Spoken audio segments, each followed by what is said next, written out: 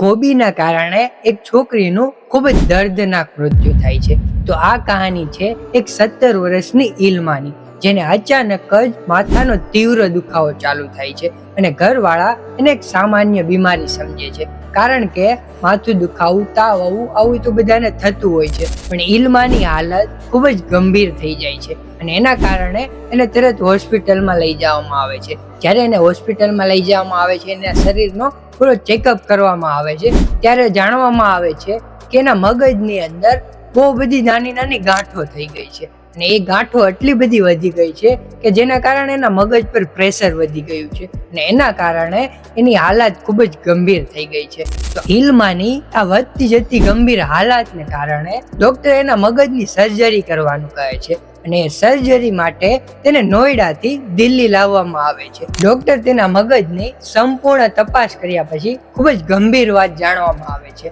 Doctor એવું કહે છે કે એના મગજમાં જે આ વધતી જતી ગાંઠો બનવાનું કારણ હતું તો એ કોબી અને લીલા શાકભાજીમાં રહેલા જીવજંતુના કારણે આ ગાંઠો થાય છે. જે જીવજંતુ મગજમાં પહોંચીને આ ગાંઠો બનાવવાનું ચાલુ કરી દે છે અને એ ગાંઠો એટલી બધી વધી જાય છે જેના કારણે મગજ પર પ્રેશર આવે છે અને એ વ્યક્તિની હાલત ખૂબ જ ગંભીર થઈ જાય છે. તો ડોક્ટરને આની સર્જરી ચાલુ કરી દે છે, પણ ડોક્ટર એ ઇલ્માને બચાવી શકતા નથી. આ લીલા શાકભાજીઓ અને ગંદા પાણીમાં આવા પરજીવીઓ જોવા મળે છે અને એ આપણા પેટ થ્રુ મગજમાં ધીરે ધીરે પહોંચીને આવી ગાંઠો બનાવે છે. જો તમે લીલા શાકભાજીઓને ધોયા વગર ખાતા હોવ છો તો તમારું રોજિંદુ ભોજન પણ એક દિવસ ઝેર બની જાય છે. તો તમે એટલું ધ્યાન રાખો કે કોઈ પણ લીલા શાકભાજીઓને ગરમ પાણીમાં ધોઈને ખાઓ અને બહારના જે ફાસ્ટ ફૂડ ખાતા હોય એ લોકોને ખાસ ધ્યાન આપવા જેવી વાત છે,